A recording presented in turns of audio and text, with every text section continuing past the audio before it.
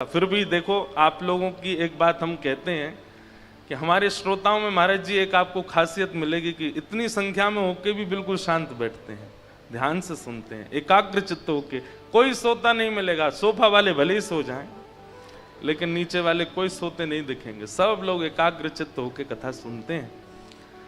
तो ऐसी मधुरतम ये कथा, इतने संतों का दर्शन, गंगा जी का दर्शन, भागवत की कथा, जगन्नाथ रथ यात्रा। आज कल हमारे प्यारे गिरधर लाल जी रथ में बैठे थे, कितना सुंदर आनंद आ रहा था। लाल जी रथ में बार बार पहले मैंने सोचा एक बार जाएंगे फिर आएंगे तो बस हो जाएगा पूरा, पर मन हो रहा था कि बार बार लाल जी डोलते ही रहें, बीच में जाते ही रहें, इतना सुख। कई माताएं तो हमारी बगलबंदी फाड़ने पर तुली थी कल, धोती भी एक दो ने खींच ली, ऐसे मत किया करो। आज भी नंदोत्सव होगा, व्यास जी की लाज बचाओ भैया, पीछे आवाज नहीं जा रही है।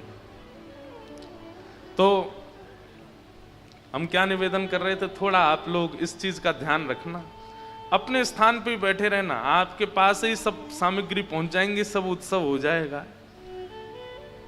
नहीं तो फिर ऐसे भय लगता है बीच में आने में, कैमरा वगैरह सब ऑन रहते हैं, कुछ घटना हो जाएगी तो फिर क्या होगा। फिर तो आप सब लोग इसका थोड़ा ध्यान रखना। और संख्या बहुत ज्यादा है, आपको हम सत्य बताएं, अभी गिरिराज जी में भी दधिकाना होना था कथा में, केवल अधिक संख्या होने की वजह से दधिकाना नहीं हुआ।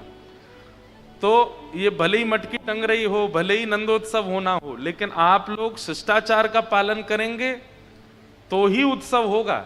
नहीं तो हम उत्सव ना भी करें, हम जाके आश्रम में कर लेंगे, उसकी कोई चिंता वाली बात नहीं। इसलिए आप लोग बहुत सावधानी से बैठो। आगंतुक समस्त श्रोताओं को जय श्री कृष्ण, जय सिया राम, जय श्रीमन नारायण, जय जगन्नाथ, हर हर महादेव।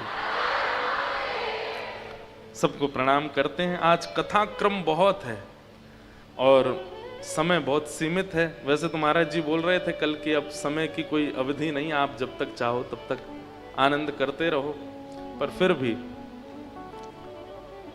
आज कथा क्रम में हम लोग प्रवेश करें। कल परीक्षित जी महाराज को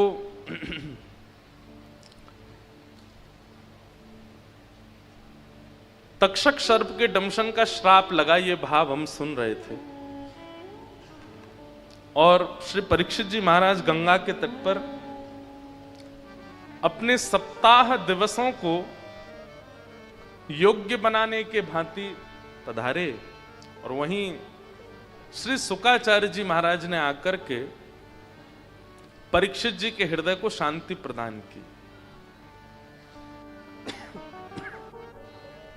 एक बात बहुत ध्यान से सुनिएगा बंधुओं, जिस व्यक्ति ने जीवन में कभी श्रेष्ठ जनों का क्रोध नहीं सहा, जिस व्यक्ति ने अपने जीवन में माता पिता गुरु एवं श्रेष्ठ जनों का क्रोध नहीं सहा है, कहीं ना कहीं वो व्यक्ति अपने भविष्य के बहुमूल्य क्षणों से वंचित हो गया है। आज राम जी महाराज भी हमें बता रहे थे कि बचपन में खूब डांट पड़ती थी, कभी स्कूल में पिटाई भी होती थी, गुरुदेव भगवान भी कभी कभी डांटते थे।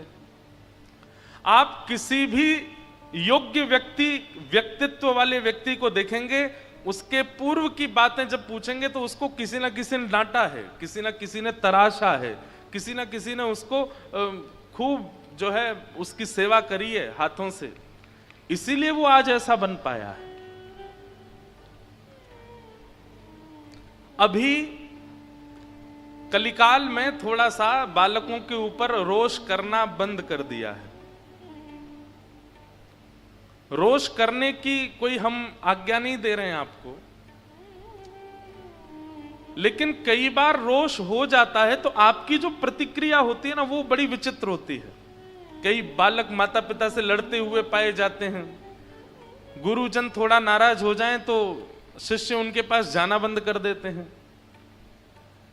हमारे शास्त्र आज्ञा करते हैं क्रोधापि देवेन वरेण तुल्यम। बड़े लोगों का क्रोध वरदान के समान होता है। इसलिए बाल्यकाल में या अपने शिष्यत्व में यदि श्रेष्ठ जनों का कभी क्रोध प्राप्त हो जाए ना, तो उसको स्वीकार कीजिए और प्रतीक्षा कीजिए, आज इन्होंने क्रोध किया है और इसको मैंने सहा है, इस क्रोध का फल मुझे कुछ अद्भुत ही मिलेगा। ऐसा देखा जाता है। परीक्षित जी महाराज को 7 दिन में मरने का श्राप लगा है, पर परीक्षित इस भाव से व्याकुल नहीं है, बल्कि उनकी व्याकुलता का कारण यह है कि मेरे पास केवल 7 दिन शेष हैं। इन 7 दिनों में मुझे मुक्ति मिले, मैं अपने जीवन का उद्धार करूं, वो कैसे संभव हो, इसका विचार कर रहे हैं। सब लोग इधर देखो, ध्यान से सुनो, बहुत ध्यान से सुनो। विपरीत अवस्था सबके जीवन में आती है। विपरीत अवस्था में जो निर्णय लिया जाता है ना, वह निर्णय ही आपको भगवत प्रिय बनाता है। हमारी बात को बहुत ध्यान से सुनिएगा, एक सूत्र दे रहे हैं आपको।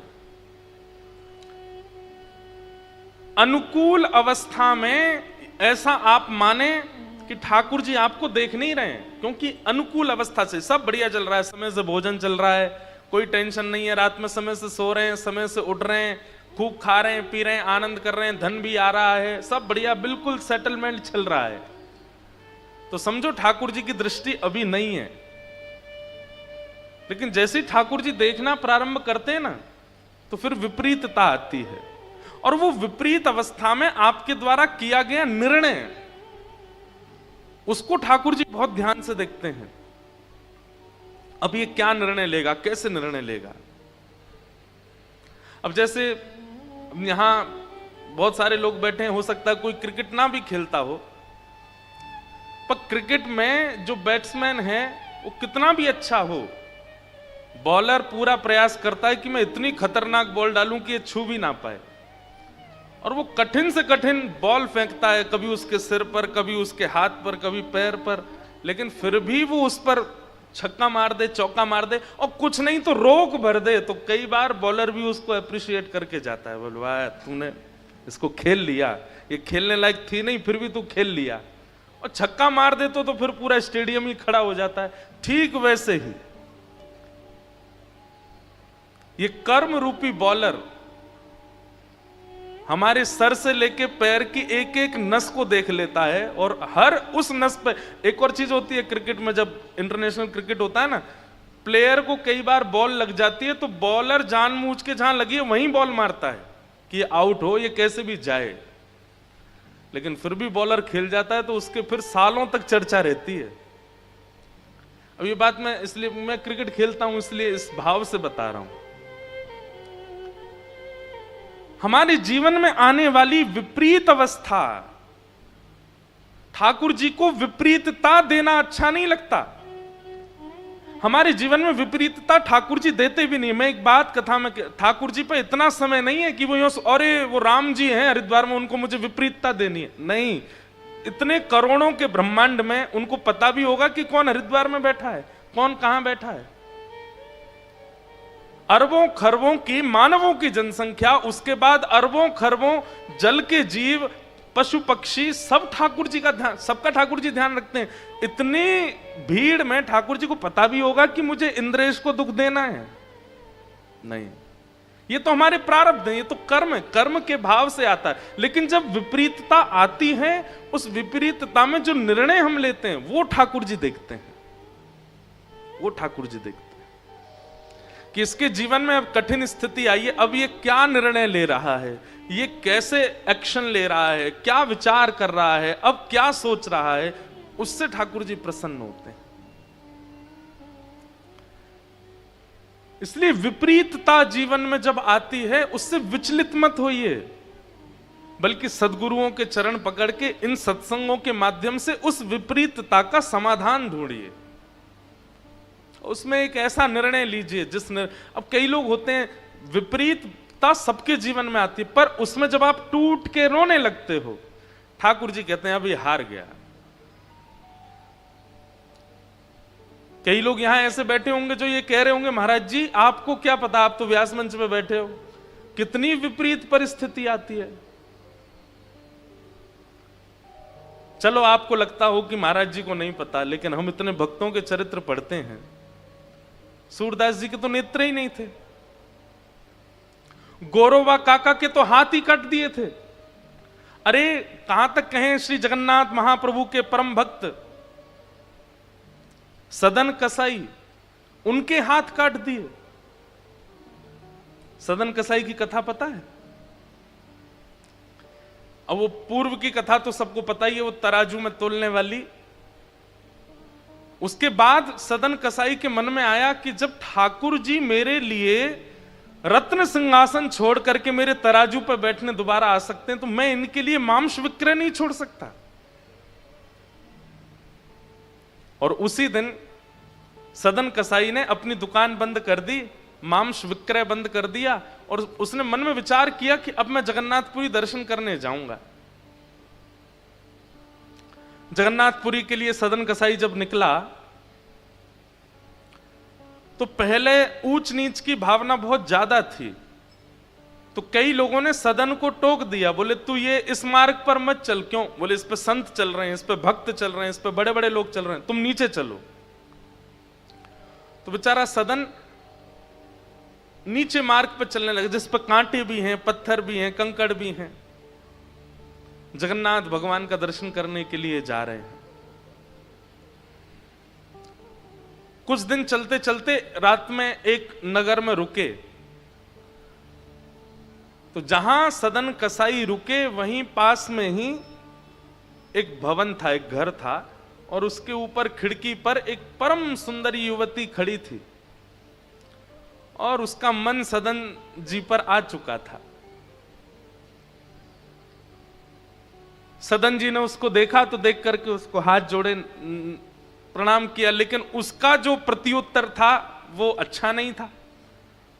वो प्रत्युत्तर में आकर्षण के कुछ भाव कर रही थी। सदन जी ने अपने नेत्र नीचे किए और ठाकुर जी का स्मरण करने लगे। विपरीतता आई है जीवन में, ये ठाकुर जी परीक्षा ले रहे हैं। लेकिन यही परीक्षा पूरी नहीं हुई। उसने ऐसा कुछ इशारा किया कि वो सदन जी को बोली, अगर तुम मुझे स्वीकार करो तो मैं पहले से विवाहिता हूं, मैं अपने पति को मार के तुम्हारे साथ चल दूंगी। तो सदन जी ने उसको मना किया, लेकिन फिर भी मनचली स्त्री नहीं मानी। उसने पति को मार दिया और मार करके सदन जी के पास आ गई, और सदन जी से आगे बोली, मुझसे ब्याह करो, मेरे को अपने संग रखो। सदन जी चरण पड़े, बोले मैं तो कहां रखूंगा आपको, और मैं तो बस जगन्नाथ जी से मिलने जा रहा हूं, मेरा आगे का कोई भरोसा नहीं है, मैं कोई भविष्य जीने के लिए नहीं कर रहा हूं सब कुछ। बहुत सावधानी से सुनिए सब लोग, मेरा भविष्य कोई निश्चित नहीं है, आप मेरे भरोसे मत रहिए। अब वो युवती बोली, अरे तेरे लिए मैंने पति मार दिया अपना, उसको मार करके आई हूं, तू कह रहा है कि मैं तुम्हें स्वीकार नहीं करूंगा। मुझे स्वीकार करो, नहीं तो मैं हल्ला करके पूरे गांव को बुला लूंगी। सदन जी बोले, मैं बाकी सब सह लूंगा, लेकिन आपको स्वीकार नहीं कर पाऊंगा, क्षमा करो। और उस स्त्री ने हल्ला करके पूरे गांव को इकट्ठा किया, सबसे झूठ बोल दिया कि इसने मेरे पति को मार दिया। वैष्णव का एक स्वरूप होता है कि वो ज्यादा से ज्यादा शांत रहने का प्रयास करता है, बोलता कम है।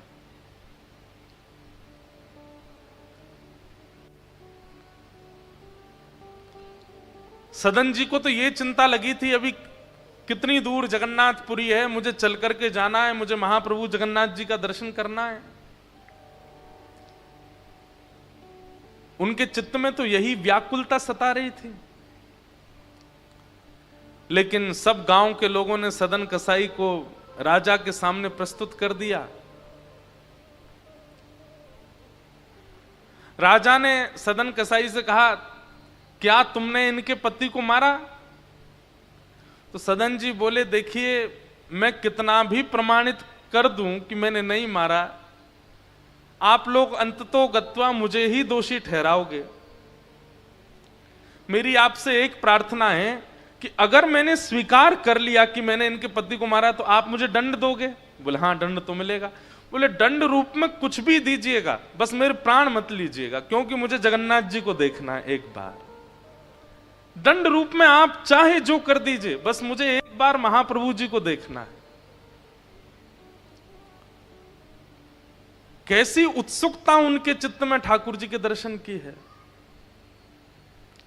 उनका दोष नहीं था, फिर भी उनको यह लग रहा था कि मैं जितनी देर यहां पर गवाहियां देता रहूंगा, बोलता रहूंगा कि मैंने नहीं मारा, मैं उतना समय और लगेगा महाप्रभु जी से मिलने में। उससे पहले उन्होंने कहा, ठीक है मैंने किया है, अब जो दंड देना है दे दीजिए, बस मुझे मारिएगा नहीं, मेरे प्राणों को जीवित रहने दीजिए जब तक मैं जगन्नाथ जी को ना देख लूं। तो राजा ने कहा, भाई जब पहली बार में ही व्यक्ति अपना दोष स्वीकार कर रहा है, एक काम करो, इसके दोनों हाथ काट दो। जैसे ही राजा ने कहा दोनों हाथ काट दो, तुरंत सदन कसाई जी ने हाथ आगे किए, बोले तुरंत काट दीजिए। हाथ काटने के बाद व्यक्ति रोता है, पर सदन कसाई नाच रहे थे। किसी ने पूछा, बोले भाई बहुत लोग देखे, तुझ जैसा नहीं देखा, हाथ कट गए, लहूलुहान हो गया, रक्त निकल रहा, तू हंस रहा है, तू नाच रहा है। रोते रोते सदन कसाई बोले, मैंने सुना है महाप्रभु जगन्नाथ भी बिना हाथ के हैं, तो मैं हाथ लेके कैसे जाऊं? मेरे महाप्रभु जी जब बिना हाथ के हैं तो मैं हाथ लेके कैसे जा सकता हूं? वास्तव में तो शायद अब मैं अधिकारी बना हूं उनके दर्शन का। राजा भी समझ गए, बोले कि इनका दोष है नहीं, लेकिन सबने नतमस्तक होकर के प्रणाम किया सदन जी को। वो बोले, बस मुझे अब मत रोकिए, मुझे जाने दीजिए। राजा ने चिकित्सा करवा दी हाथ की, थोड़ी उस पर मल्लम वगैरह लगा दी, लेकिन भुजाएं तो कट चुकी हैं, केवल यहां तक हाथ हैं दोनों। कितनी विपरीत अवस्था, लेकिन सदन कसाई व्याकुल नहीं हुए, विचलित नहीं हुए, चल पड़े जगन्नाथ जी से मिलने। जैसे ही श्री क्षेत्र जगन्नाथ आया, भगवान जगन्नाथ जी का एक विशेषता है कि उनका जो नील चक्र है मंदिर के ऊपर का, वो दूर किलोमीटरों दूर से दिखाई दे जाता है। आप कभी, मैं अपने दर्शन की विधा बता रहा हूं, भुवनेश्वर से जैसे ही हम जाते हैं पुरी के लिए, तो मेरी नजर बस गाड़ी के चारों तरफ घूमती रहती है कि कैसे भी, अब तो मुझे पता है किस दिशा में दिखते हैं, और मुझे यह भी पता कौन सा बोर्ड आता है जिसके बाद सबसे पहले नील चक्र दिखता है, और उसके बाद भी कम से कम 8-9 किलोमीटर दूर रह जाते हैं जगन्नाथ जी, वहीं से नील चक्र दिखता है। जैसे ही सदन कसाई ने नील चक्र देखा, व्याकुल हो गए। दोनों भुजा नहीं है, बार बार गिर जाते हैं, बड़ी मुश्किल से उठते हैं, लेकिन महाप्रभु जी इतने त्याग में भक्त को कैसे अस्वीकार करें? महाप्रभु जी ने तुरंत अपनी ब्रह्म वेदी पर बैठे बैठे पुजारियों को आज्ञा की, बोले मेरा एक परम भक्त आया है, मेरा एक परम वैष्णव भक्त आया है, मैं उसके दर्शन के लिए बड़ा व्याकुल हो रहा हूं। पुजारी सब बोले, भगवान आज्ञा करें, क्या करें? बोले तुरंत पालकी लेके आओ, उसको लेके आओ।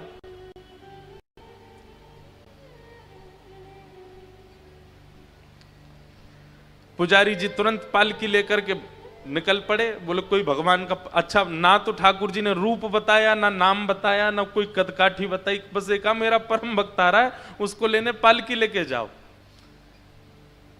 पुजारी सब पालकी लेकर के आए। जहां से नीलाचल धाम में वैष्णव प्रवेश करते हैं, वहां जाकर के पुजारी आपस में बोले, भगवान ने रूप नाम कद तो बताया नहीं, अब किसको लेके जाएं इसमें बैठा के?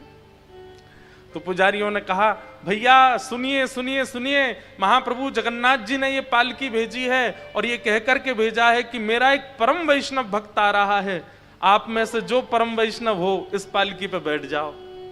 महाराज वहां तो लड़ाई होने लगी, सब लड़ने लगे, हम हैं परम वैष्णव।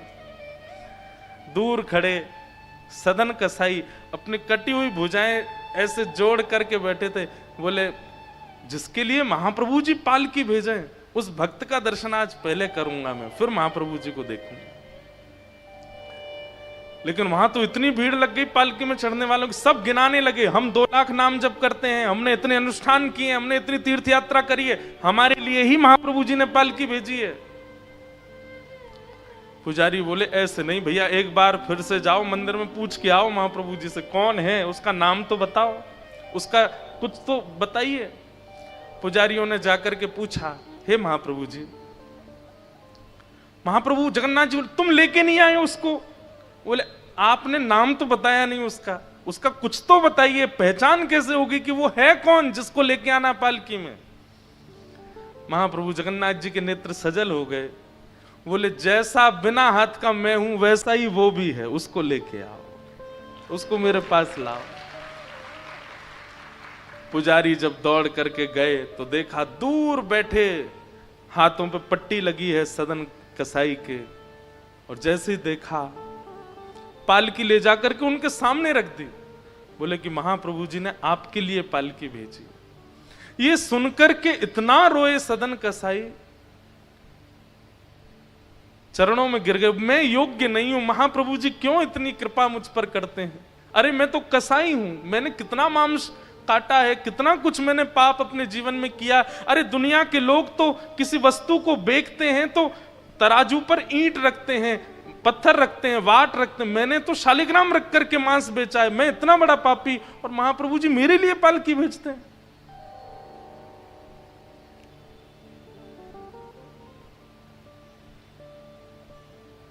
पुजारियों ने कहा, बोले महाप्रभु जी हमको भी नहीं घुसने देंगे अंदर अगर आप नहीं बैठे तो।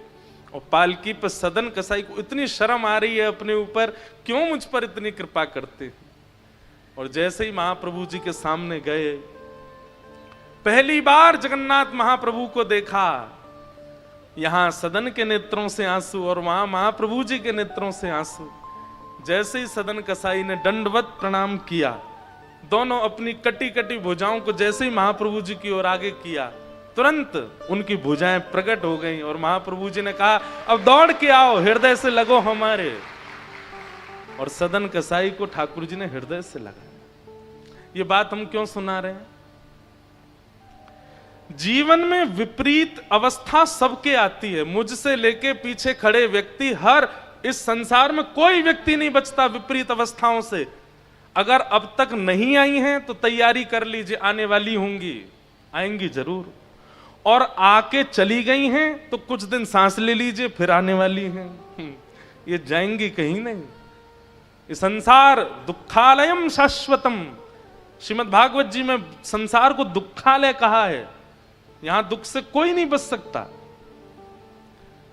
लेकिन उस दुख की घड़ी में ये कथा काम आती है, ये सत्संग काम आता है, ये प्रवचन काम आते हैं। उस समय बस अपने निर्णय और अपने विचारों पर ज्यादा बोझ मत लीजिएगा। जीवन में पहले ही बोझ आ चुका होगा, विचारों को धीमा रखिएगा। कठिन से कठिन स्थिति आ जाए, अपने विचारों को सत्संग युक्त रखिएगा। आप जैसे सदन कसाई निकल गए, जैसे परीक्षित निकल गए, जैसे मीराबाई निकल गई, ऐसे निकल जाओगे, उसकी विपरीतता नहीं होगी। और दूसरी बात, कई बार सिर में दर्द हो रहा हो और लेकिन उसी समय आप चलते चलते गिर गए, घुटने में चोट लग गई, तो सिर का दर्द भूल जाते हैं पर घुटने में दर्द याद रहता है, होता है ना? ठीक वैसे ही जब संसार की पीड़ा जीवन में आती है ना, उस समय व्यक्ति को अगर भगवत मिलन की पीड़ा आ जाए तो संसार की पीड़ा छोटी लगेगी, संसार की पीड़ा कम लगेगी। और जो भगवत मिलन की पीड़ा से पीड़ित है उसको संसार की पीड़ा लगेगी नहीं। राजस्थान में परम भक्ता हुई श्री करमेती बाई, बहुत ध्यान से सुनो, आगे वाले विशेष रूप से बहुत ध्यान से सुनो। करमेती बाई करमेती बाई अपना घर छोड़ के वृंदावन भाग गई। तो कहते हैं कि उनको ढूंढने के लिए इतने सैनिक घूम रहे थे, तो करमेती बाई छुपने के लिए एक ऊंट के कंकाल में घुस गई, मरे हुए ऊंट के पेट में चली गई। बड़ा ऊंट था, 2-4 दिन मर करके हो गए, तो शरीर उसका फूल गया, उसमें थोड़ी सी जगह थी पेट के पास में, वहां से करमेती बाई उस मरे हुए, सड़े हुए, गले हुए ऊंट के अंदर 3 दिन तक रही। और 3 दिन बाद जब देखा कि सेना लौट गई, तब वृंदावन गई। तो जब करमेती बाई की बड़ी ख्याति हो गई, तो ब्रज के कई संत उनके पास जाते सत्संग करने। एक संत ने पूछा, हमने सुना है कि जब आप वृंदावन आ रही थी तो 3 दिन सैनिकों से बचने के लिए आप ऊंट के पेट में रही, मरे हुए ऊंट के कंकाल में आप छुप करके 3 दिन तक रही, आपको दुर्गंध नहीं आई? आपको अजीब नहीं लगा? आपको घृणा नहीं हुई? करमेती बाई का ऐसा उत्तर था। करमेती बाई कहती हैं, बोले जिसको संसार से घृणा हो जाएगी ना, जिसको संसार के विषय भोगों से घृणा हो जाएगी और भगवत भाव से प्रेम हो जाएगा, उसको ये छोटी मोटी तुच्छ घृणाओं से दुर्गंध नहीं आएगी। अभी संसार के विषय में आपको सुगंधी लग रही है, इसलिए ये घृणात्मक लग रहा है। पर जिस दिन भगवत मिलन की कामना, भगवत मिलन की इच्छा चित्त में होगी और संसार का विषय घृणात्मक लगने लगेगा, उस दिन ऊंट का कंकाल, शरीर की दुर्गंध, इन सब से कोई फर्क नहीं पड़ेगा। अभी संसार की माया बहुत सुगंधी दे रही है, इसलिए आपको वो ऊंट का कंकाल दुर्गंध युक्त लग रहा है। अरे ये संसार के विषय तो उससे भी ज्यादा दुर्गंध युक्त हैं।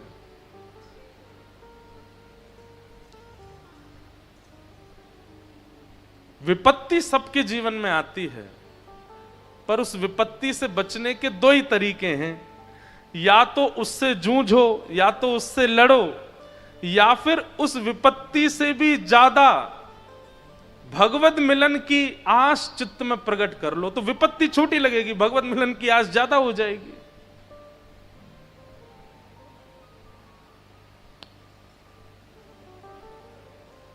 परीक्षित जी को श्राप लगा है,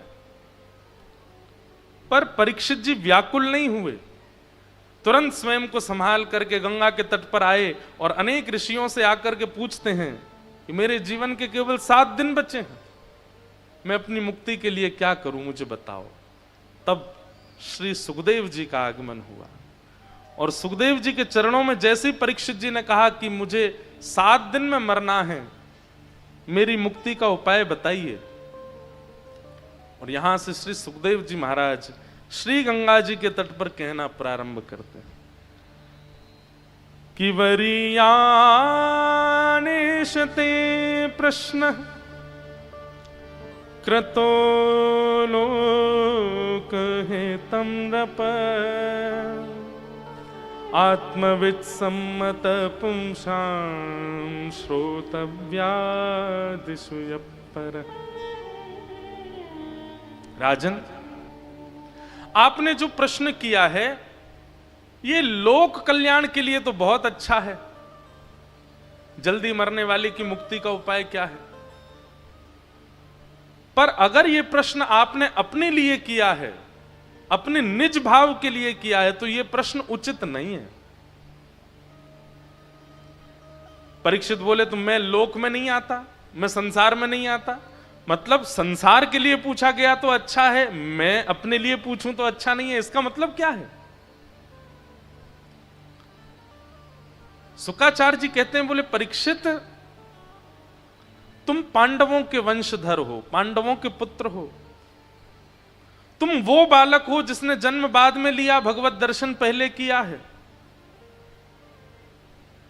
किसी ना किसी रूप में यदि तुम 7 दिन कुछ नहीं भी करोगे तो भी तुमको मुक्ति हो जाएगी, क्योंकि शास्त्र आज्ञा करते हैं जिसने एक बार भी भगवत दर्शन किया हो उसको मुक्ति निश्चित है। जिसने एक बार भी ठाकुर जी देख लिए हैं उसकी मुक्ति निश्चित है। राक्षसों को भी मुक्ति मिली है, कंस को भी मिली, पूतना को भी मिली, अघासुर बकासुर धनु सब वैकुंठ में बैठे हैं, सबको मिली है मुक्ति। परीक्षित तुम्हारी मुक्ति का उपाय पूछना, ये तो ऐसा प्रतीत होता है कि धनवान व्यक्ति ये पूछ रहा है कि मैं सोना कहां से लूं। अरे तुम पे है इतना, और क्या चाहिए तुमको? तुम्हारे पास तो मुक्ति है, धरोहर में मिली हुई है तुमको।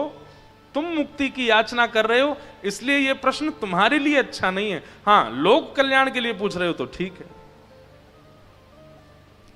मैं इस बात को कभी कभी सोचता हूं तो विचार करता हूं कि गुरु इन्हें कहते हैं। जो प्रश्न का उत्तर दे दे वो गुरु नहीं, वो भी गुरु हैं, पर जो प्रश्न पूछना सिखा दे वो गुरु। प्रश्न होने कैसे चाहिए, प्रश्न की स्थिति क्या होती है। परीक्षित, तुम मुक्ति की कामना मत करो, तुम्हारे पास तो मुक्ति है, और तुम्हें मुक्ति नहीं भी मिल रही होगी तो तुम्हें 7 दिन में मरने का श्राप लगा है।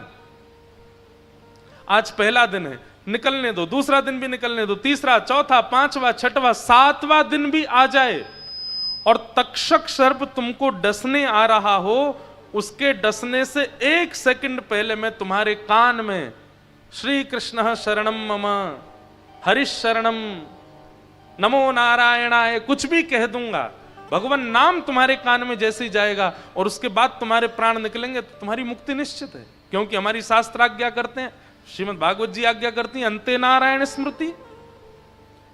सोचिए नाम कितना विशाल है कि आपने जीवन भर पाप किए, जीवन भर दुष्कर्म किए, लेकिन गलती से अगर अंतिम क्षण में भगवान नाम ले लिया,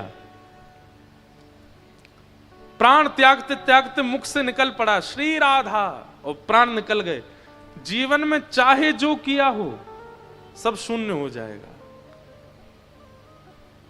सब नष्ट हो जाएगा। आवाज नहीं आ रही भैया, नहीं बढ़ाओ।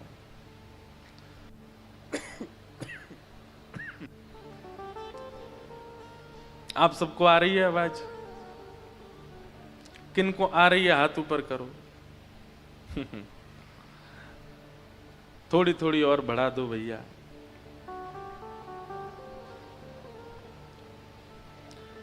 क्या बता रहा था मैं तो भूल ही गया हैं? वो तो हमको ही पता, परीक्षित के बारे में बता रहे थे, पर बता क्या रहा था? हाँ, नाम की महिमा। नाम कितना श्रेष्ठ है कि कोई व्यक्ति अपनी अंतिम स्थिति में हो और जीवन भर उसने कुछ भी किया हो, लेकिन अगर वो अपनी अंतिम श्वास त्यागते समय मुख से बोल दे नारायण, तो फिर जीवन भर का जितना भी उसका किया धरा है सब रबड़ से मिटा देंगे चित्रकेतु। कुछ नहीं, अरे ये तो बहुत, उसने बहुत पिया था, कुछ नहीं, इसने बहुत गलत काम किया, कुछ नहीं, सब मिट जाएगा, 0/0 हो जाएगा, तो सीधे मुक्ति प्राप्त होगी। आप लोग कहोगे महाराज जी ये तो अच्छी बात नहीं, किसी ने इतना दुष्कर्म किया, परस्त्री संग किया, परपुरुष संग किया, मदिरा पान किया, मांस भक्षण किया, और वो तो नाम गा करके भगवत धाम चला जाएगा, उसका सब लेखा जोखा सब नष्ट हो जाएगा। अब हमारी बात ध्यान से सुनो। जन्म जन्म मुनि यतन कराही, अंतराम कही आवत नाही। बहुत ध्यान से सुनिए। जब व्यक्ति का अंतिम क्षण याद आता है, अंतिम क्षण आता है, मानो जैसे अंतिम सेकंड चल रहे हो किसी व्यक्ति के, उन अंतिम क्षणों में उसको सब याद आ जाएगा सिवाय भगवान के। ठाकुर जी याद नहीं आते। और किसी व्यक्ति को पता भी चल जाए कि मेरा अंतिम क्षण है, मेरे प्राण जाने वाले हैं, तो उसकी बुद्धि में सब घूम जाएगा, जन्म से लेकर के मृत्यु पर्यंत एक एक वो सीन जो आप भूल चुके हो वो भी याद आते हैं। 2 वर्ष की, 3 वर्ष की, 4 वर्ष की अवस्था में क्या किया था, 5 साल की उम्र में, 7-8 सेकंड के अंदर सब घूम जाता है दिमाग में। किन से ब्याह हुआ था, बच्चे कैसे हुए थे, कहाँ गए थे, किसको कितना रुपया दिया था, क्या बनाया था, किसके साथ छल किया था, किसको गाली दी थी, किससे कपट किया था, किससे झूठ बोला था, किससे निंदा की थी, किसके स्तुति की थी, सब याद आ जाएगा। लेकिन हरिद्वार में कथा सुनी थी ये याद नहीं आएगा। वृंदावन में परिक्रमा की थी ये याद नहीं आएगा, गिरिराज जी में परिक्रमा हुई थी ये याद नहीं आएगा, बद्रीनाथ धाम गए थे, जगन्नाथपुरी गए थे, वो याद नहीं आएगा। अंत में नारायण स्मरण नहीं होता, और जबकि उसी से ही मुक्ति मिलती है, वही नहीं होता।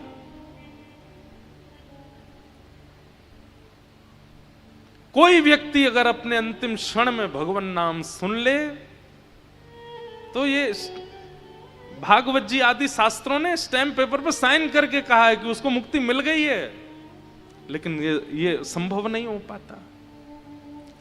आप कहेंगे तो उसके लिए क्या करें? अंत में भगवान नाम आ जाए। उसके लिए जितनी श्वास है, जितना समय अभी जीवित है, उतना स्मरण कर लो। हाँ, एक बात हम दावे से कह सकते हैं, हमको तो कथा ही याद आएगी, क्योंकि हम करते ही कथा हैं जीवन भर। हमको तो लीला ही याद आएगी, हमको तो ठाकुर जी याद आएंगे और गिरधर लाल जी याद आएंगे। क्यों? जीवन भर किया ही क्या है? केवल तीर्थों में गए, धामों में गए, कथाएं की हैं, ठाकुर जी की सेवा की, अनुष्ठान किया है। भगवान करे नजर नहीं लगे इस बात को। जिस भाव की संख्या जीवन में ज्यादा होगी, अंतिम क्षण में वही स्मृति में आएगा। जिस भाव का पडला ज्यादा झुका हुआ होगा जीवन में, चाहे वो माया का हो, चाहे वो संपत्ति का हो, चाहे वो कर्मों का हो, चाहे वो विषयों का हो, भले ही विषय करते करते आपने भगवत स्मरण किया है, भले ही संपत्ति कमाते कमाते तीर्थ यात्रा की, पर जिसका पडला भारी है अंतिम क्षण में वही याद आएगा। हमारा भजन का पडला तो ऊपर है।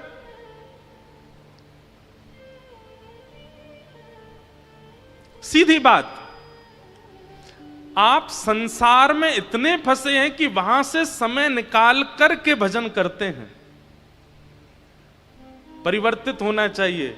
भजन में इतने व्यस्त हैं कि भजन से समय निकाल के संसार को समय देते हैं, तो ऐसा हो सकता है अंतिम क्षण में भगवत स्मृति हो जाए।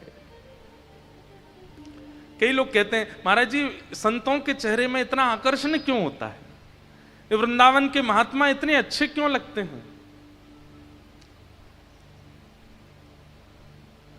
क्योंकि संसारी जीव संसार में व्यस्त रहता है, ठाकुर जी के लिए समय निकालता है। और संत जन ये भजन में व्यस्त रहते हैं, संसार के लिए समय निकालते हैं। कभी कभी पडला भारी कहां का ज्यादा है, अंतिम क्षण में वही स्मरण में आने वाला है। इसलिए हम ये नहीं कहते कि सब तज हरि भज, ये भी बात तो है, पर सबको प्रायोरिटी मत दो, प्रायोरिटी भजन को दो। बाकी सबको जीवन में स्थान दो, पर प्रायोरिटी में भजन होना चाहिए, प्रायोरिटी में ठाकुर जी होने चाहिए, प्रायोरिटी में सेवा होनी चाहिए। अब विपरीतता तो आएंगी, रुकावटें तो आएंगी, लेकिन करो। अंते नारायण स्मृति, अंत में भगवत स्मरण होना, यह सामान्य बात नहीं।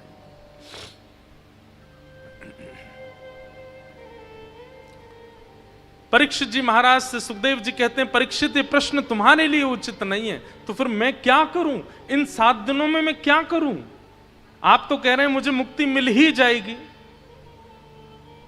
तो फिर इन 7 दिनों का उपयोग कैसे करूं? तब शुकाचार्य जी कहते हैं, तुम 7 दिन में मुक्ति की कामना मत करो, 7 दिन में भक्ति की कामना करो। मुक्ति और भक्ति में अंतर यह है कि मुक्ति मृत्यु के बाद भगवान का दर्शन कराती है, और भक्ति जीवित अवस्था में भगवान का दर्शन कराती है। भैया एक बात हमारी ध्यान से सुन लो, अगर हमारे श्रोता हो तो पहली बात तो ये गांठ बांध लीजिए अभी इसी वक्त कि मृत्यु के बाद ठाकुर जी नहीं देखने हैं, पहले देखने।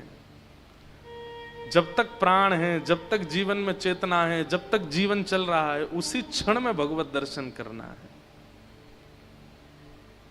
मृत्यु के बाद की चिंता नहीं करनी है।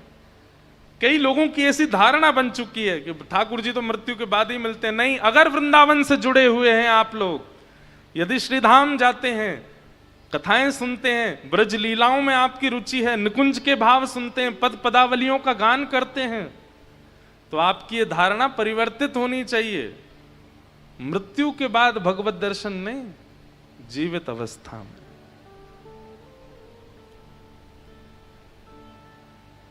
मीराबाई एक पद गाती हैं, मैं तो गिरधर के घर जाऊं, मैं तो गिरधर के घर जाऊं, मैं तो गिरधर के घर जाऊं, मैं तो गिरधर मैं तो गिरधर के घर जाऊं, मैं तो गिरधर के घर जाऊं। गिरधर मारो साचो प्रियतम, गिरधर मारो साचो प्रियतम। सब लोग गाओ। उद्देश्य ये होना चाहिए, भक्ति के पथ पर यदि आप चल रहे हैं तो ये उद्देश्य होना चाहिए। प्रियतम का मतलब मेरे सर्वस्व केवल गिरधर हैं और कोई नहीं। गिरधर मारो साचो प्रियतम, गिरधर मारो साचो प्रियतम। निरखत रूप लुभाऊं, निरखत रूप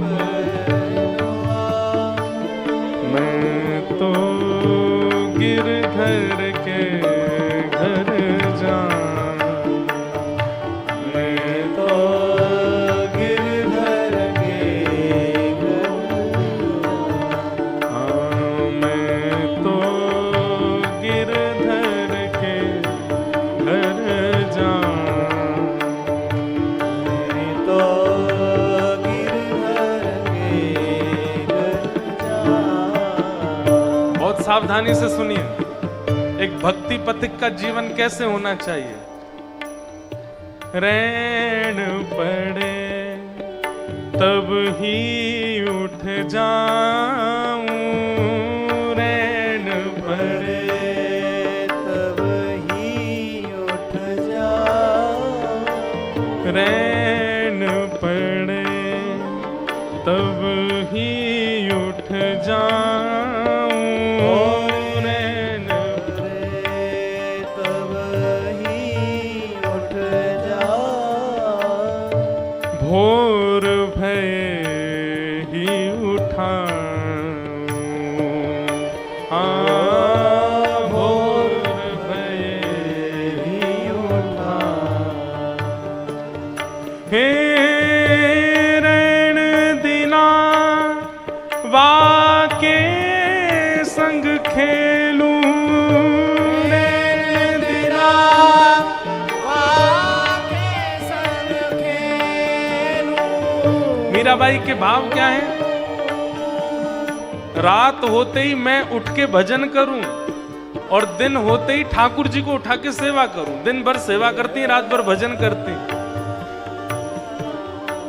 हे रैन दिना वाके संग खेलूं, रैन दिना वाके संग खेलूं। ओ जो तू जाहिर झाऊं,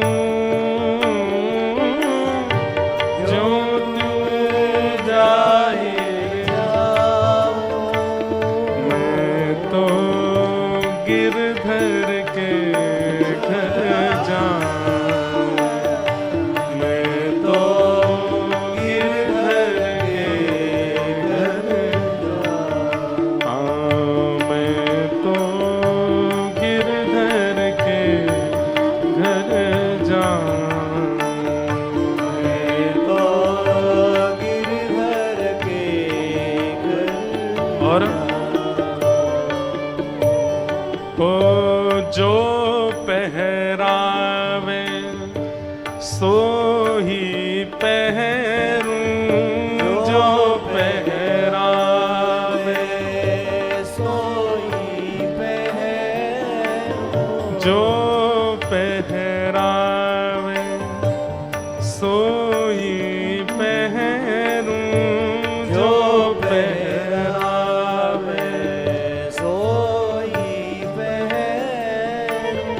जो दे दे सोई पाऊं,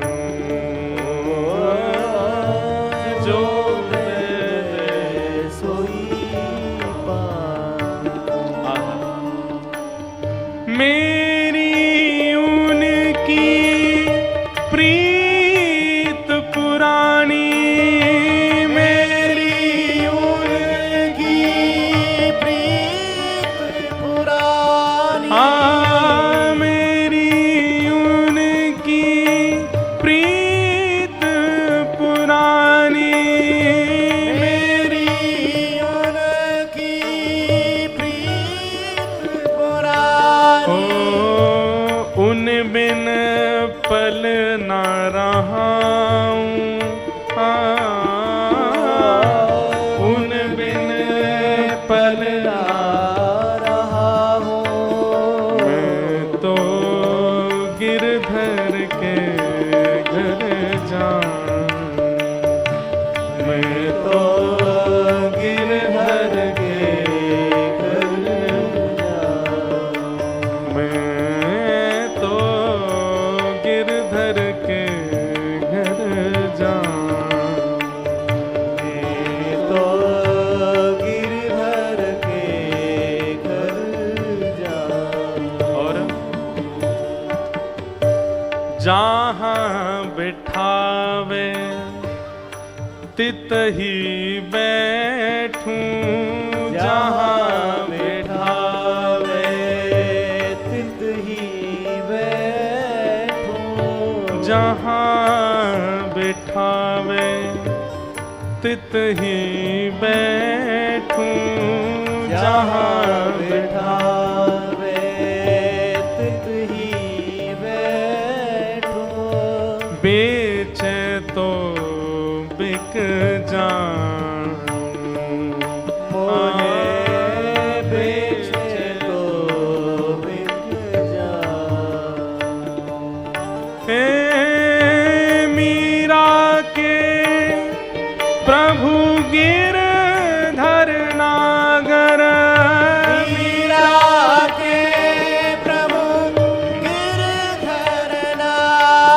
हे मीरा के प्रभु गिरधर नागर, मीरा के प्रभु गिरधर नागर। ओ बार बार बल जाऊं, बार बार बल जाऊं। मैं तो गिरधर के घर जाऊं, मैं तो गिरधर के घर जाऊं, मैं तो गिरधर के घर जाऊं, मैं तो गिरधर के घर जाऊं। गिरधर मारो साचो प्रियतम, गिरधर मारो साचो प्रियतम। हे गिरधर मारो साचो प्रियतम, गिरधर मारो साचो प्रियतम। ओ देखत रूप लखाऊं, ओ देखत रूप लगाऊं। मैं तो गिरधर के घर जाऊं, मैं तो गिरधर के घर जाऊं। मैं तो गिरधर के घर जाऊं, गिरधर के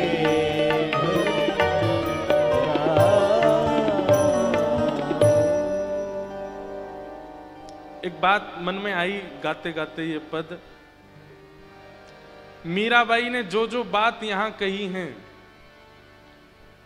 ये मुझसे आप तक किसी में भी करने की सामर्थ्य नहीं है, पर ये सारी चीजें होती हैं, हम सबके घर में होती हैं। कहां? ठाकुर जी करते हैं ये सब। कैसे? रैन पड़े तब ही उठ जाऊं। रात में हम सोते हैं, ठाकुर जी उठे ही रहते हैं हमारे। रात में ठाकुर जी सोते हैं। आप जो चैन से सो रहे हो, अगर ठाकुर जी उठे तो ही सो रहे हो। ठाकुर जी सो गए होंगे ना तो रात भर आपके नेत्रों से अश्रुपात होंगे। ठाकुर जी उठते हैं, हम सोते हैं, और सुबह उठते ही हम बस केवल उनको उठा के स्नान करा के बैठा देते हैं। रैन दिना बाके संग खेलूं, ये भी ठाकुर जी करते हैं। बैठे ही रहते हैं, बस इंतजार करते हैं, समय मिलेगो मेरे सामने आवेगो, नेक देर बैठेगो, मुझसे बात करेगो, आरती करेगो, पूजन करेगो, मुंह कछु खवावेगो। और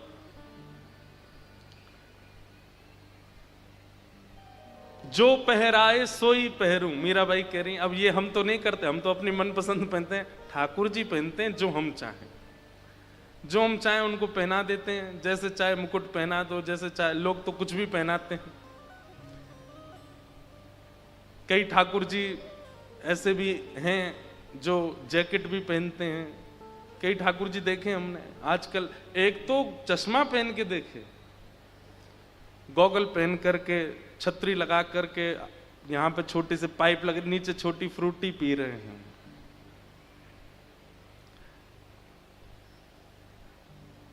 जो पहरावे सोई पहरूं, ठाकुर जी करते हैं ये काम, हम नहीं करते। और जो दे सोई खाऊं, जो दे देते हैं सो खा लेते हैं। कई बार घर में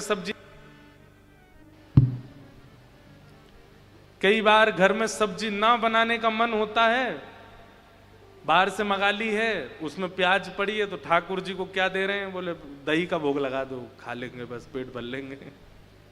खा लेते हैं बेचारे। कभी कभी मेरे मन में आती है, हम जितनी यातना देते हैं अपने सेवा के ठाकुर जी को, काउदना ठाकुर जी ने भ्रगुटी टेढ़ी कर ली, बोले चल बेटा अब तक।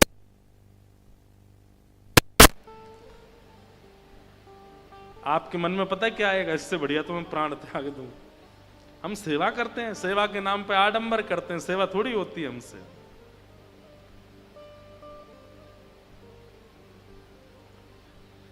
तो बस यहां 3 घंटा बैठ के सुना दूं, आप सुन लो, उसमें ही संतुष्टि रख लिया कीजिए, क्योंकि करने के लिए तो बहुत मुश्किल है। और एक और बात है, जो लोग करने का प्रयास करते हैं तो फिर उनके माता पिता रोक रहे हैं, उनके परिवारी जन रोक रहे हैं, फिर इतनी रुकावट, वो तो सबके जीवन में आई है। अब आप मेरे सामने पूछने के लिए आओगे कि क्या हो महाराज जी, बहुत माता पिता नहीं हो करने दे रहे, या पति देव ऐसे हैं, या पत्नी ऐसी है, या, तब तो मैं समझाऊंगा ही कि भाई निभाओ। लेकिन वास्तविकता तो यह है कि जिस प्रकार कोई प्रेमी अपनी प्रियतमा के लिए सबसे लड़ जाता है, ठाकुर जी के लिए लड़ जाओ सबसे। ठाकुर जी के लिए क्यों लड़ने में आपकी हालत खराब होती है? सब एक तरफ कर दो ठाकुर जी को सब समर्पित। पर यही है भक्ति का स्वरूप, प्रेम लक्षणा भक्ति का स्वरूप।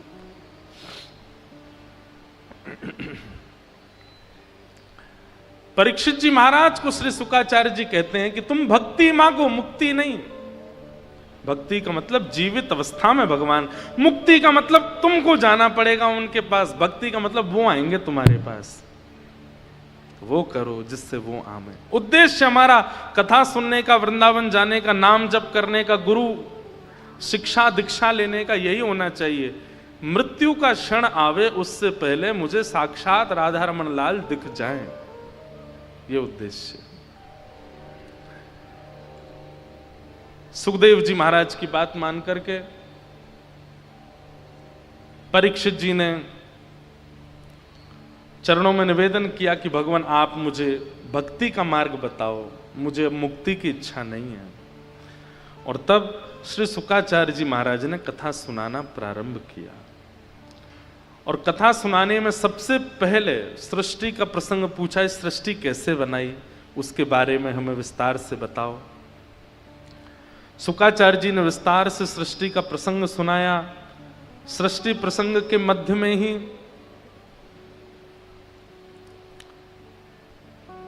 विदुर उद्धव संवाद आया, जहां पर विदुर जी महाराज को उद्धव जी कहते हैं कि आप हरिद्वार जाओ, और हरिद्वार में आपके लिए ठाकुर जी ने भागवत धर्म का उपदेश देने के लिए मैत्रेय मुनि को आज्ञा की है। तो श्री विदुर जी महाराज बद्रीनाथ आते हैं और उद्धव जी विदुर जी महाराज हरिद्वार आते हैं और उद्धव जी यहां से आगे बद्रीनाथ चले जाते हैं। ठाकुर जी के प्रस्थान के बाद पादुका लेकर के उद्धव जी चले गए बद्रीनाथ और विदुर जी रुक जाते हैं हरिद्वार पर। और यहां श्री विदुर जी महाराज का मैत्रेय मुनि के साथ में संवाद चलता है। भागवत जी की 3 धाराएं हैं। एक जगह तो सूत जी महाराज कथा कर रहे हैं, सौनकादि ऋषि सुन रहे हैं। एक जगह सुखदेव जी कथा कर रहे हैं और परीक्षित सुन रहे हैं। और एक भाव अब प्रारंभ हो रहा है कि मैत्रेय मुनि बोल रहे हैं और श्री विदुर जी सुन रहे हैं। विदुर जी महाराज ने मैत्रेय मुनि से सृष्टि प्रसंग सुना, पुनः सृष्टि प्रसंग सुनाया गया। और इसी प्रसंग में ही इस पृथ्वी का निर्माण और पृथ्वी पर प्रथम मानव के रूप में स्वयंभू मनु का आगमन। स्वयंभू मनु शत्रुपा के 2 पुत्र और 3 पुत्री हैं। आकुति, देवहूति, प्रसूति 3 बेटी, प्रियव्रत, उत्तानपाद ये 2 पुत्र हैं। यहां पर अब देवहूति का प्रसंग सुनाया गया, जिनका विवाह कर्दम ऋषि के साथ में हुआ और जिनके यहां पुत्र रूप में साक्षात भगवान कपिल प्रगटे। ऐसी देवहूति माता। काय की आवाज है भैया इतनी जोर की?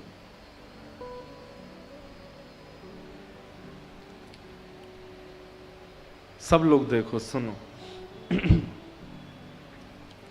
आज ठाकुर जी का जन्म होना है ना, तो कंस के पहरेदार आ रहे हैं धीरे धीरे। जेल में अनुकूलता तो होती नहीं है, प्रतिकूलता ही होती है, तभी तो ठाकुर जी जन्म। जेल में मतलब जहां प्रतिकूलता उसको नाम जेल है। वहां प्रतिकूलता कुछ ना कुछ आ ही रही है, यहां से आवाज आ रही है, कभी कुछ हो रहा है। तो मैं क्या बता रहा था? कपिल भगवान कर्दम ऋषि ऐसे ऋषि हुए हमारे भारतवर्ष के, जिन्होंने 1000 वर्ष तक तपस्या की। और 1000 वर्ष बाद जब ठाकुर जी प्रसन्न होकर के प्रकट हो गए और कहा वरदान मांगो क्या चाहिए, तो कर्दम ऋषि क्या मांगते हैं कि तथा सचाहम परिवोडुकाम समानशीलाम ग्रह में दधेनुम उपेयवान मूलमशेष मूलम दुराशय कामदुदांग्रिपस्य।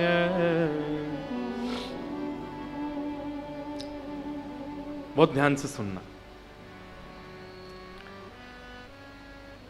कर्दम ऋषि भगवान जब प्रकट हो गए 1000 वर्ष बाद, तो कर्दम ऋषि कहते हैं नाथ एक ही वरदान दे दो। बोले क्या?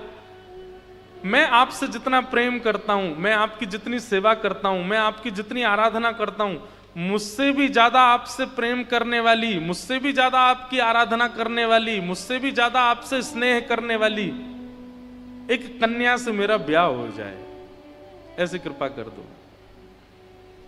इसका मतलब क्या है? सुलक्षणा गृहिणी बिना तप के नहीं मिलती। जितने भाई लोग बैठे हैं और जितनी बहनें भी बैठी हैं वो भी सुने। अब जिनके हो गए ब्याह वो तो कुछ कर नहीं सकते, जिनके अभी नहीं हुए वो अभी भी कर सकते हैं। कर्दम ऋषि ने तपस्या की है किसके लिए? एक सदगृहिणी पत्नी की प्राप्ति के लिए। और हमें चाहिए कि हम केवल डॉक्टर बन जाएं, चार्टर्ड अकाउंटेंट बन जाएं, अपने आप ही अच्छे घर की लड़की आ ही जाएगी जीवन में। नहीं, तब करना पड़ेगा, भजन करना पड़ेगा, तभी। अब हाँ, खाने पीने वाली तो आ जाएंगी, पर भगवत भक्त तो उसके लिए तो तप करना पड़ेगा, तभी आएंगे। आजकल संसारी लोग हैं, संसारी युवा हो गए हैं, और संसारी युवाओं को संसारी प्रिय लगते हैं। आजकल के लड़का लड़की ऐसे हो गए खाने पीने वाले कि वो जब ब्याह करने के लिए जब उनके पास संबंध आता है तो वो उससे गुपचुप पूछ लेते हैं, तुम भी खाती हो, तुम भी पीती हो? बोले हाँ। अरे फिर तो माता जी को बोल दो हाँ है, दोनों रात में पिया करेंगे।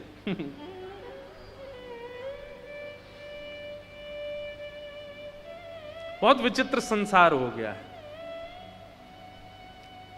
पहले ऐसे कहा जाता था कि लड़का खाता पीता नहीं हो तो ही ब्याह करेंगे, अब यह है कि खाता पीता होना चाहिए, हमारी बेटी रह ही नहीं पाएगी। ये कलयुग नहीं है तो क्या है? कहां किसी समय पर गुण देख करके ब्याह किया जाता था, अब यह देखा जाता है अब गुण नहीं है तो मैं कैसे रहूंगा? ये कितना विचित्र संसार है।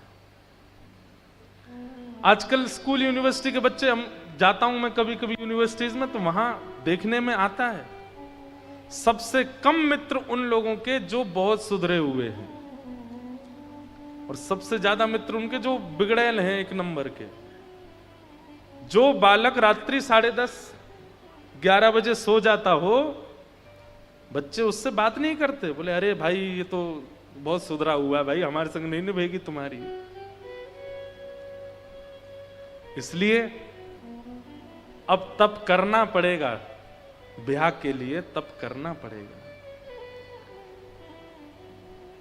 करदम ऋषि ने किया। एक बात बताएं, अनुकूल पत्नी मिले, अनुकूल पति मिले, भगवान की बहुत बड़ी कृपा। और अगर प्रतिकूल पत्नी मिले, प्रतिकूल पति मिले, तो भगवान की बहुत बड़ी कृपा, विशेष कृपा। अनुकूल मिले तो कृपा, और प्रतिकूल मिले तो विशेष कृपा। आप कहोगे कैसे? अनुकूल मिले तो दोनों बैठ के कथा सुनना, और अगर प्रतिकूल मिले तो उसके हिस्से का जो प्रेम है वो भी ठाकुर जी को दे देना। अब अनुकूल मिलेगा तो प्रेम में भी विभाजन होगा ना। अनुकूल अगर मिलेंगे जीवन साथी तो प्रेम में विभाजन होगा, थोड़ा प्रेम उनको देना पड़ेगा, अनुकूल है। लेकिन प्रतिकूल मिले तो पूरा ही पूरा ठाकुर जी को दे दो, लो इनके बटका भी आपको अर्पित। एक हमारे परम भक्त हुए भारतवर्ष में, उनका नाम था श्री तुकाराम जी महाराज।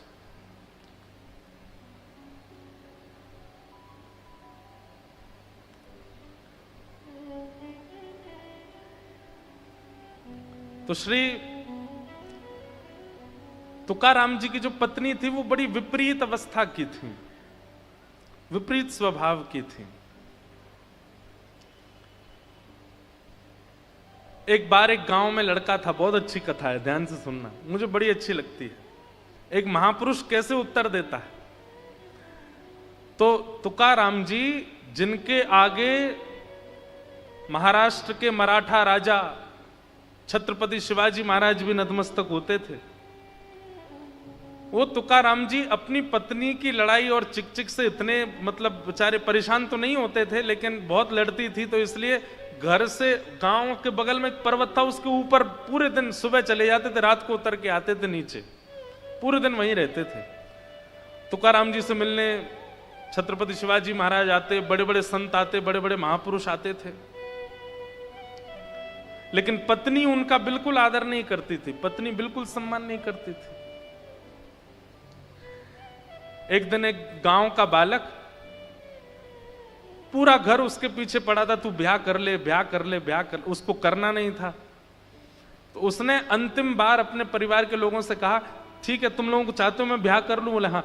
तुकाराम जी से कहलवा दो कि ब्याह कर ले तो मैं कर लूंगा, क्योंकि उसको पता था तुकाराम जी नहीं बोलेंगे कि ब्याह कर लो। भाई दूध का जला, दूसरे को भी दूध जला हुआ पीने नहीं देता, छाछ फूंक फूंक के पीता, ये तो बात है, पर दूध का जला दूसरे को सावधान कर दो, भाई फूंक मार के पियो, गर्म है। तो उसने मन में विचार किया कि तुकाराम जी का खुद का विवाह इतना ज्यादा विचित्र गया है, वो मेरा ब्याह तो मना ही कर देंगे घर वालों को। तो उसने घर वालों से कहा, तुकाराम जी अगर बोल देंगे कि ब्याह कर लो तो मैं कर लूंगा।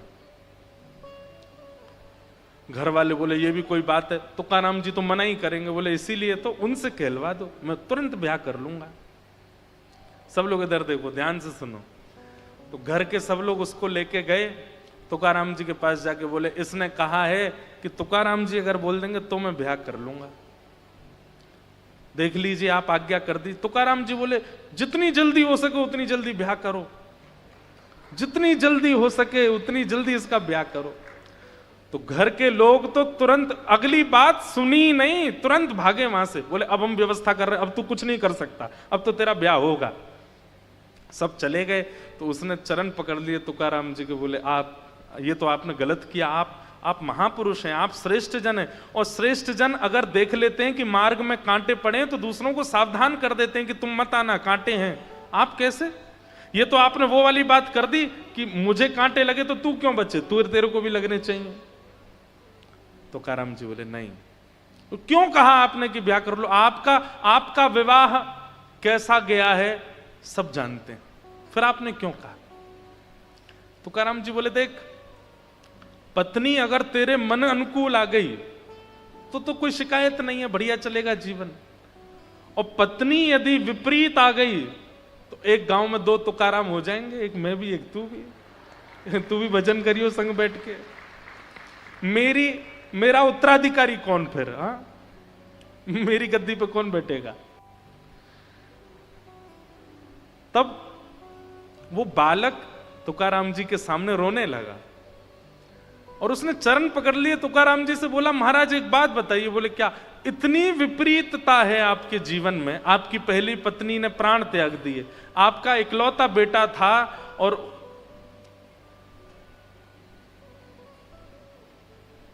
अकाल पड़ने की वजह से उसकी मृत्यु भी हो गई, दूसरा विवाह हुआ आपका, दूसरी पत्नी इतनी तेज आई कि वो आपको मार तक देती है सबके सामने। इतनी सब विपरीतता आप अपने जीवन में देखते हैं, इतने खुश कैसे रहते हैं आप, इतने प्रसन्न कैसे रह लेते हो। हमारे जीवन में एक कष्ट आता है तो हम तो कितने दिन तक चिंता में रहते हैं, पर आप इतने कष्टों में रहते हो भी इतने प्रसन्न कैसे हो। तुकाराम जी महाराज ऐसा उत्तर देते हैं। तुकाराम जी कहते हैं, मेरे जीवन की बाद में चर्चा करना, ये सब जेल का निर्माण हो रहा है, ठाकुर जी आएंगे ना। तो तुकाराम जी बोले, एक तो मेरा एक स्वरूप और है कि मैं कथा और भूल जाता हूं, जरा सा भी कोई यहां से उठता भी है ना तो भूल जाता हूं, इतनी मुझे सावधानी से कथा कहनी पड़ती है।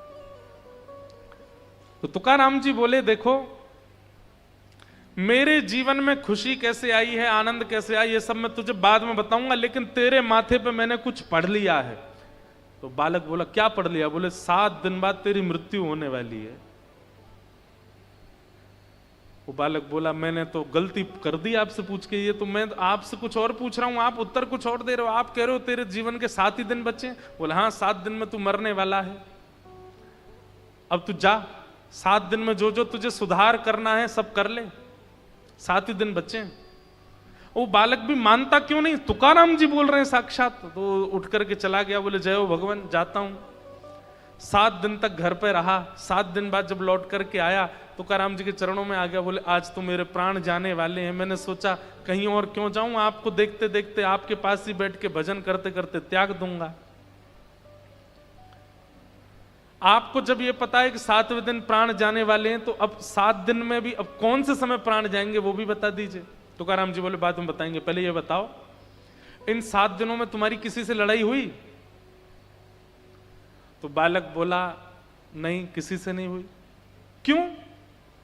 इन 7 दिनों में ऐसा कुछ हुआ ही नहीं कि जिससे तुम्हारी लड़ाई होती। तो बोला, नहीं हुआ तो था, बड़ा भाई लड़ने आ गया था, फिर एक बार मां से भी थोड़ी हो गई थी, लेकिन हर बार मैं ही चरण पकड़ के क्षमा मांग लेता था, मुझे लगता कि भाई मरने वाला हूं, अब लड़के क्या फायदा। अच्छा, इन 7 दिनों में तू कभी, तेरे को कोई चोट नहीं लगी, कहीं दर्द नहीं हुआ, कुछ ऐसे रोया नहीं तू? बोले, हुआ सब हुआ, लेकिन बस यही सोचता रहता था कि मरने वाला हूं, अब रो के क्या फायदा, ये छोटे मोटे दर्द तो मृत्यु के आगे छोटे होते हैं, इन दर्दों में क्या पीड़ा लेनी। तुकाराम जी बोले, मेरी प्रसन्नता का कारण यही है, मैं हर दिन यही सोचता हूं, मेरी पत्नी विपरीत है, मेरी पत्नी लड़ती है, झगड़ती है, मैं सोचता हूं इससे लड़के क्या फायदा, जीवन अंतिम कब आ जाए पता नहीं, उतने में भी भजन कर लेता हूं। कोई मुझसे लड़ने आता है, कोई मुझे पीड़ा देने आता है, कोई मुझे प्रतिकूलता देने आता, पर मैं विचलित नहीं होता, क्योंकि मैं हर क्षण को अपना अंतिम क्षण मानता हूं। मुझे लगता है कि अभी मैं इससे लड़कर के अगर अपना समय व्यर्थ कर दूंगा, कहीं अगले ही क्षण मेरे प्राण चले गए तो, इसलिए मैं सब जगह अपनी गलती स्वीकार कर लेता हूं, प्रसन्न रहता हूं, भगवत भजन करता रहता हूं। बालक ने चरण पकड़ लिए, बोले आप ही मेरे गुरु हो, मैं क्या पूछता हूं और आप कैसे उत्तर देते हो। वो बात देख करके मैं आनंदित हो गया। मैं अभी ब्याह कर रहा हूं आपकी आज्ञा से। तुरंत उसने ब्याह किया और तुकाराम जी ने उसका जीवन संवार दिया। सोचिए, ये सब भक्त जन, ये सब संत जन, ये सब महापुरुष जन, ये लोग ऐसा जीवन जी के हमें सूत्र दे करके गए कितने। इसलिए प्रतिकूल पत्नी अगर मिले, पति मिले, तो उसके बट का जो प्रेम है वो भी ठाकुर जी को दे देना। आप अपने भाग्य को बस मान लीजिएगा, जो था वो मिला है, और स्वीकार करके भगवत भजन करो। अनुकूल होता तो दोनों करते, प्रतिकूल है तो अकेले करो। हर स्थिति में सम रहो। तो कर्दम ऋषि ने भगवान से कहा कि मुझे अनुकूल पत्नी मिले, और कैसी अनुकूल, सुंदर नहीं, सुशील नहीं, मेरे समान आपसे प्रेम करने वाली, मुझसे भी ज्यादा आपसे प्रेम करने वाली पत्नी मिले।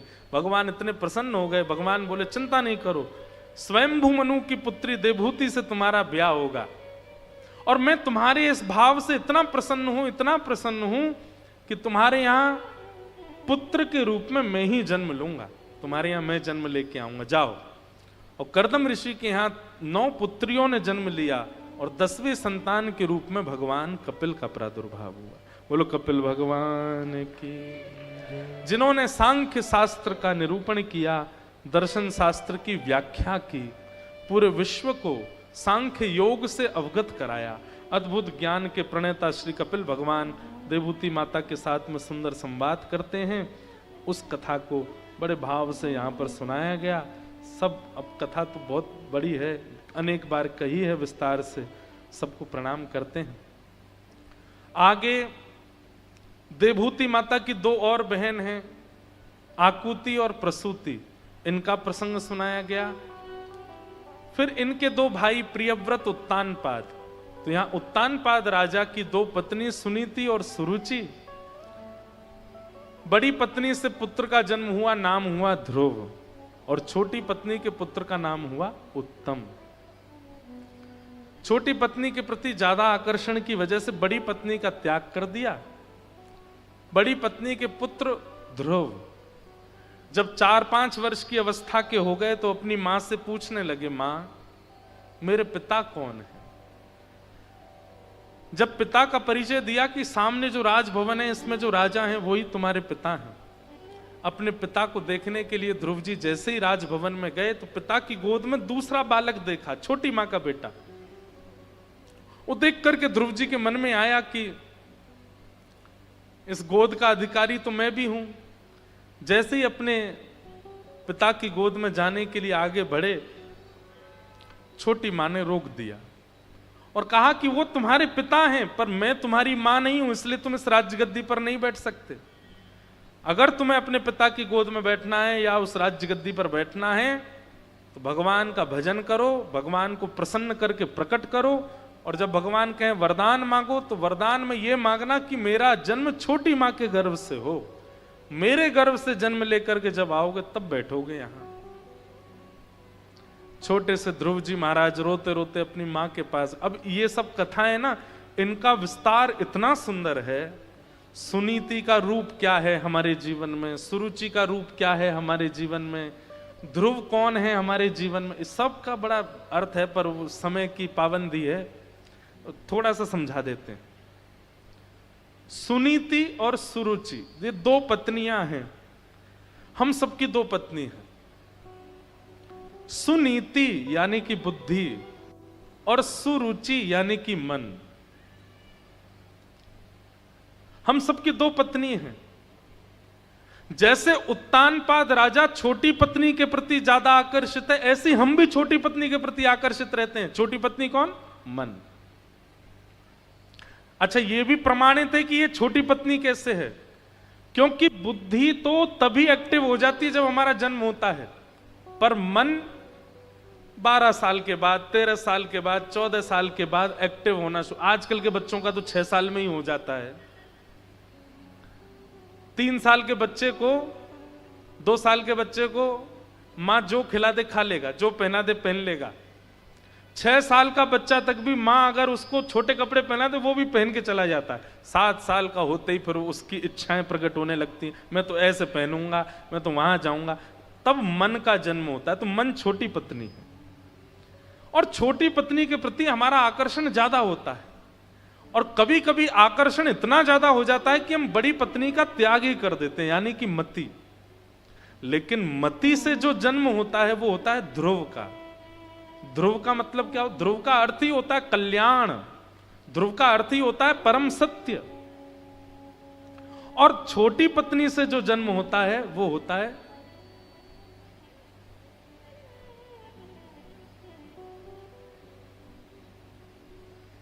सुनीति के पुत्र ध्रुव और सुरुचि के पुत्र उत्तम। मन से जो जन्म होता है वो किसका होता है? उत्तम का। उत्तम वस्तु कल्याणकारी नहीं होती। अब आप मुझसे पूछो आपको अच्छा क्या लगता है, उत्तम क्या लगता है? तो अच्छी बात में मैं मन से जो जन्मा उसी का नाम लूंगा। क्या? रसगुल्ला अच्छा लगता है, तो रसगुल्ला एक ही अच्छा है। जैसे ही 2 खाने शुरू किए, 3 खाया, 4 खाया, फिर वो बिगाड़ेगा ही। मन से जन्म लेने वाली वस्तु कल्याणकारी नहीं हो सकती, वो कुछ समय की प्रिय हो सकती है। लेकिन हम लोग मन के इतने आदी हो जाते हैं कि बुद्धि का त्याग कर देते हैं। आप लोग कहोगे महाराज जी तो फिर क्या करें, बुद्धि के अधीन रहना चाहिए? नहीं, इसका अर्थ क्या है? मन और बुद्धि दोनों अलग अलग विचार ना करें। ये दोनों जब अलग अलग विचार करते हैं तभी व्यक्ति महासंसारी हो जाता है। बुद्धि अलग विचार करती है, मन अलग विचार करता है। आध्यात्मिक व्यक्ति कथा सुनते सुनते, गुरु आश्रय में रहते रहते उसका क्या होता है? बुद्धि और मन ये एक धारा हो जाती है।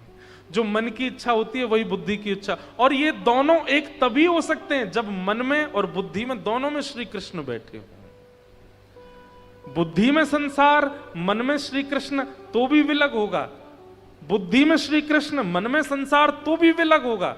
और इन दोनों में यदि श्री कृष्ण हो गए तो एक धारा हो जाएगी, और वही व्यक्ति आध्यात्मिक पथ, भक्ति पथ का पथिक बन के श्री कृष्ण की प्राप्ति कर लेगा, अपने जीवन का उद्धार कर लेगा। हमारी कथा में एक नियम बनाऊंगा मैं कि भाई खाली हाथ मत बैठो। ये तो सूत्र ऐसे सुंदर कभी कभी आते हैं मंच से लिखने वाले हैं। ये जीवन के कितने सूत्रों का उत्तर मिलता है यहां से। तो बड़ी पत्नी के पुत्र ध्रुव को डांट दिया छोटी पत्नी ने।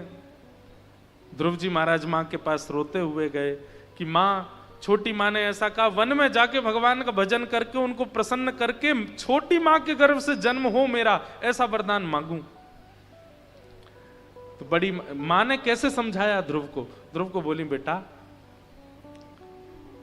व्यक्ति क्या बोलता है उसमें ग्रहण करने वाली क्या बात है, केवल उतना सुना करो, उसके अलावा सब छोड़ दिया करो। छोटी मां ने तुमसे क्या कहा? वन में जाके भगवान को भजन करके उनको प्रसन्न करो, बस यहीं तक सुनो। इसके आगे क्या कहा उसका विचार मत करो। मां हो तो ध्रुव की मां जैसी। और कहा, बेटा तू अभी जा वन में।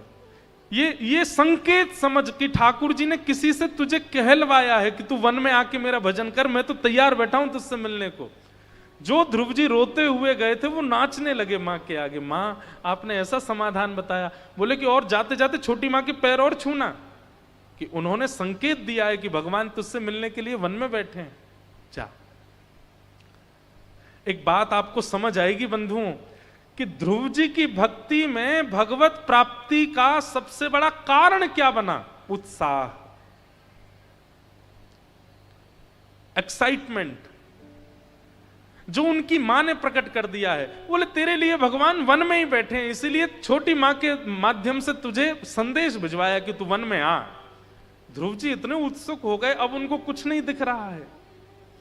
और उत्सुकता में चले गए वन की ओर। नारद जी महाराज मार्ग में मिले, नारद जी ने भी परीक्षा ली ध्रुव जी की, उसमें पास हो गए।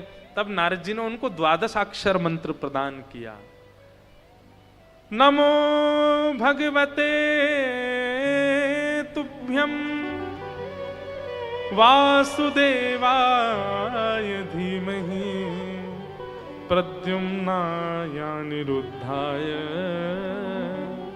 नमः संकर्षणाय च। इसी श्लोक का 12 अक्षर मंत्र क्या बना? ओम नमो भगवते वासुदेवाय। ये 12 अक्षर मंत्र है। जरूर बंधुओं गंगा जी में स्नान करके, और थोड़ा सा अंग गंगा जी में ही हो, चाहे पेट तक हो, कंठ तक हो, गंगा जी में बैठ करके जितनी क्षमता हो इस मंत्र का मनी मन जाप करना है। और जाप करते समय नेत्र खोले नहीं रखने, किसी को देख रहे हो उसको, उतनी देर ठाकुर जी का स्मरण करो। जो स्वरूप आपको प्रिय लगता है, राधा रमन लाल प्रिय लगते हैं, गिरधर लाल प्रिय लगते हैं, जगन्नाथ प्रिय लगते हैं, उस स्वरूप का चिंतन करके कर माला, माला ले सको तो अच्छा, नहीं तो कर माला करके इस 12 अक्षर मंत्र को जरूर गंगा जी में बैठ के जपो। आपको अनुभव होगा, अच्छा अनुभव होगा। ये 12 अक्षर मंत्र दिया। ध्रुव जी महाराज मधुवन में गए, और मधुवन में जाकर विराजमान होकर के शंख चक्र गदा पद्म धारण करके श्रीमन नारायण ध्रुव जी के सामने प्रकट हो गए। बोलो भक्त वत्सल भगवान की। ध्रुव जी आ गए, भगवान आ गए। लोग कहने लगे 5 महीने में कैसे मिल गए? ठाकुर जी की प्राप्ति के लिए समय की अवधि कितनी होनी चाहिए? कितनी पता है? एक क्षण, एक क्षण में भी वो आपको मिल जाएंगे, यदि वो एक क्षण परिपूर्ण उत्सुकता से भरा होगा तो। नहीं तो लगे रहो सालों साल नहीं मिलेंगे ठाकुर जी।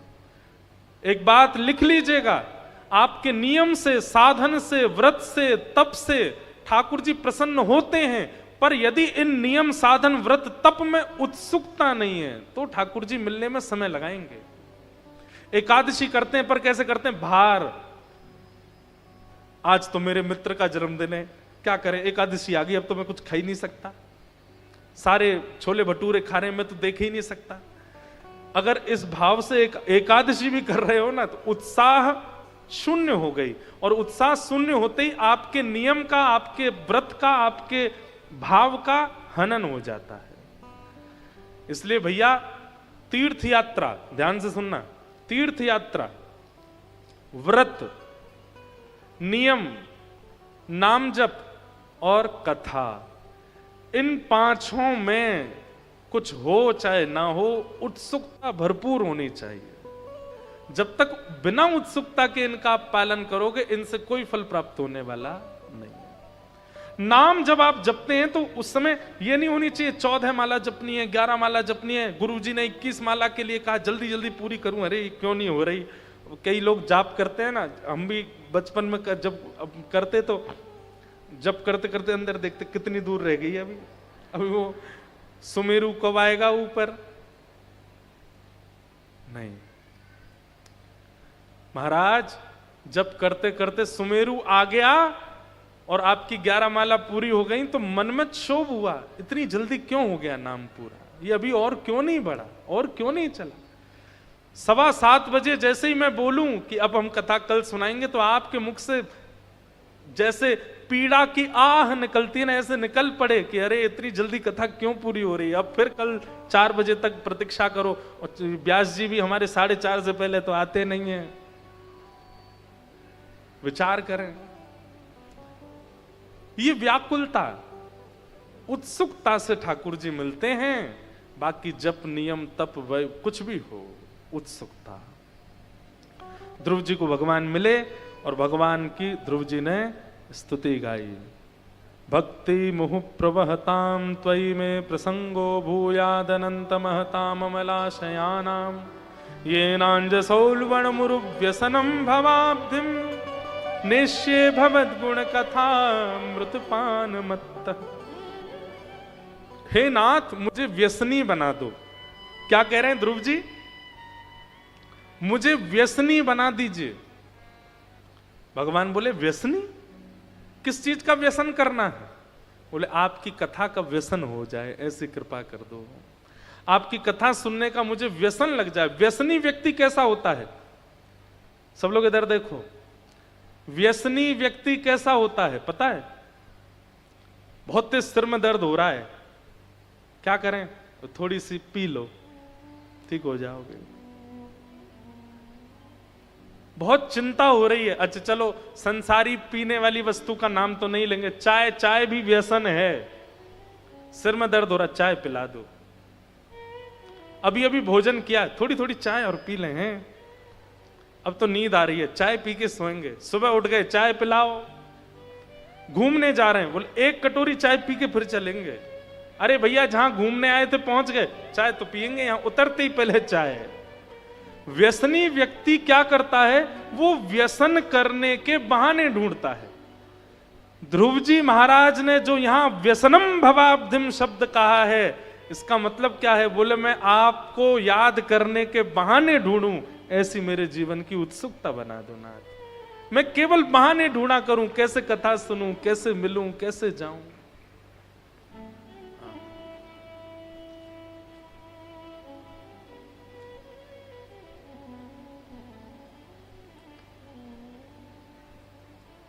हम बहाने नहीं ढूंढते। कई लोग ढूंढते हैं, कई आते हैं बच्चे, हम महाराज जी घर पे झूठ बोल के आए हैं कथा सुनने। हमें लगता है कि कोई नहीं, अब तुम थोड़े और पास पहुंच गए ठाकुर जी के, कथा के लिए झूठ बोलने लग गए हो, बहाने ढूंढने लगे हो कथा सुनने के। अच्छा, व्यसनम भवाब्धिम। ध्रुव जी महाराज ने ठाकुर जी से बस यही मांग। भगवान बोले ए ध्रुव मेरी एक बात सुन, तू मांगने तो निकला तो कुछ और वजह से था। पिता की राज्य गद्दी पर बैठना था और यहां आकर के तूने गद्दी का चर्चा भी नहीं करी। तो ठाकुर जी आपके दर्शन के बाद अब संसार की कोई इच्छा नहीं। भगवान बोले नहीं, फिर भी वो सूक्ष्म इच्छा को मैं पूरी करूंगा और 36,000 वर्ष के लिए तुमको पृथ्वी का राजभार संभालना पड़ेगा। ध्रुव जी महाराज तो बड़े व्याकुल हो गए, बोले नाथ आपके दर्शन के बाद 36,000 वर्ष रहना पड़ेगा संसार में? ऐसा मत करो नाथ। आपका रूप देखने के बाद, आपकी झांकी हो जाने के बाद, आपका स्वरूप दिख जाने के बाद फिर कुछ और अच्छा नहीं लगता है नाथ। कृपा करके ये भाव मत करो। ठाकुर जी बोले नहीं, ये तो तुम्हें करना पड़ेगा, जाओ जाकर के पृथ्वी पर राज शासन करो। और ध्रुव जी को इस प्रकार भगवान ने अपना अनुगत्य प्रदान किया। बोलो भक्त वत्सल भगवान की।